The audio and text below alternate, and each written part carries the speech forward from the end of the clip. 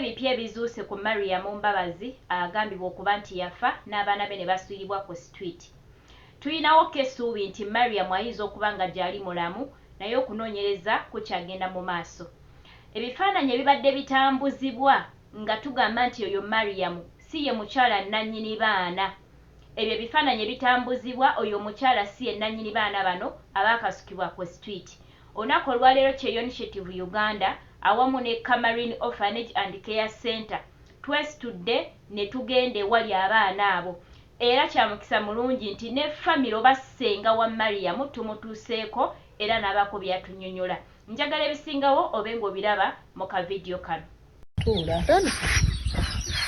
Kakati bannange ku nsonga z'abaana ba Mbabazi Miriam nga bwe nabagamba nti nze nja kutuukayo ewaka tulabe.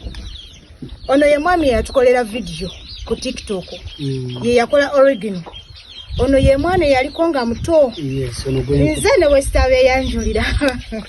Then ono omwana ye sekendi yali mu makati kati ono ye jjajja senga wa Mbabazi si wawa mama ono senga wa Mbabazi. Tutuuse wano akakulu kagenze ku ssomero. Tutuuse mama agambye mukadde waffe agambye nti abaana bali mu mikono emituufu wabula waliwo ekitubuzaabuza.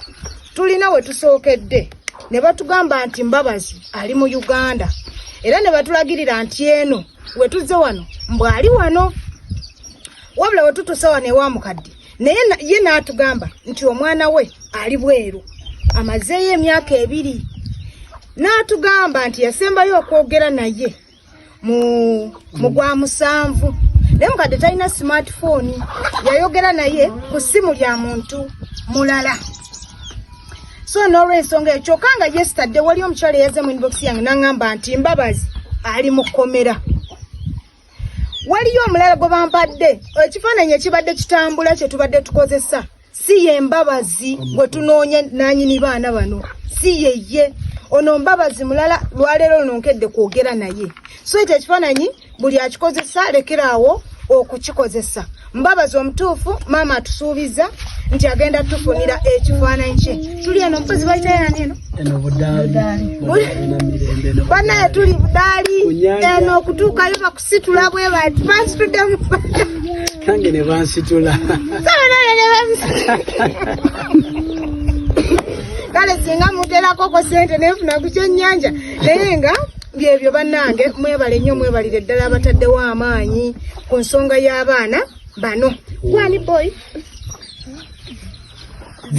Geoffrey ono ye tayogera akakulu tekaliwo mbu kagenze ku ssomero ate mujja kumbuuza kati ate babasudde ate nga bali eno ate nga basoma babadde basoma mujja biwulira ebyo byonna mugende ku YouTube ya Kyeyo Initiative Uganda mujja sangayo video full video ndowooza ne bwokatema.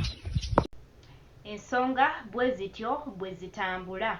Ebifaananyi ebya Mariam ebitambuzibwa nti ye Mariam maama w'abaana bano si ye okusinziira ku kunoonyereza kwe tufunye nawa we tutuuse. Era nga tulina essuubi ddene nnyo nti Mariam Mbabazi maama w'abaana bano gy'ali mulamu naye tugenda kuba nga tuba confirming ekisembayo nga tumaze okola okunoonyereza. Naye ng'okusinziira ku information eriwo Mariam yandibanga gy'ali mulamu. Maama w'abaana bano tujja kuba nga tubibawa nga tumaze okuba nga tumaliriza okunoonyereza.